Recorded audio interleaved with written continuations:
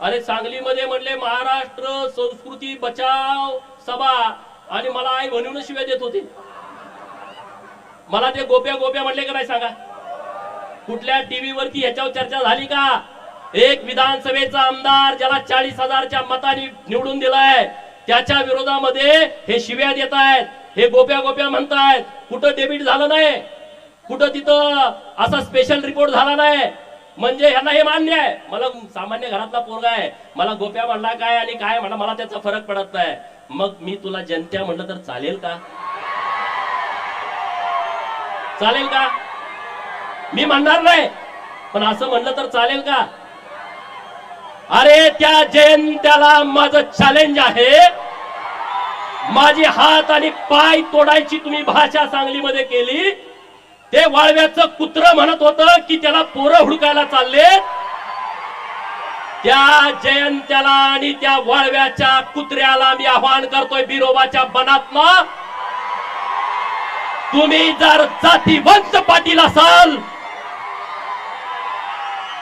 तर उद्या दुपारी प्रेस घेऊन जयंत्या पाटील आणि तो वाळव्याचा कुत्रा मला टायमिंग देईल. टायमिंग अरे बघा मीडियावाल्यांनो, मित्रांनो, हे बघा माझं काय चाललंय, हे वाघ बघा.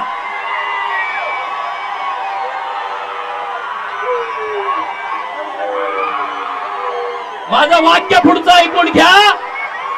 जयंत्या आणि वाळव्याच्या कुत्र्यानं उद्या मुंबईमध्ये सांगलीमध्ये प्रेस घ्यायची आणि त्यांनी सांगायचं गोपीचंद पडळकरला ईश्वरपूर मध्ये यायचं की वाळव्यात यायचं, दिनांक वार आणि वेळ मला सांगा, मी तिथं येतो. बरोबर ना? माझ्याकडे पोरं यायची गरज नाही रे, ती तुमच्यात हिंमत नाही डरपोकानो. पण मी तुम्ही सांगाल तिथं येतो, हे मला तुम्हाला सांगायचं आहे. जायचं ना? जायचं का? मीडियावाल्यांना माझी विनंती आहे, त्याला सांगा असं गोपीचंदला बदनाम करून भीती घालून गोपीचंद थांबणारा माणूस नाही आहे.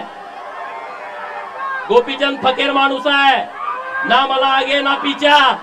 तुम्ही मला किती जरी बदनाम करण्याचा प्रयत्न केला तर मी घाबरत नसतो. अरे मेरे जैसा बनने की तुम छोड़ दो, अरे मेरे जैसा बनने की तुम छोड़ दो, क्योंकि शेर पैदा होते हैं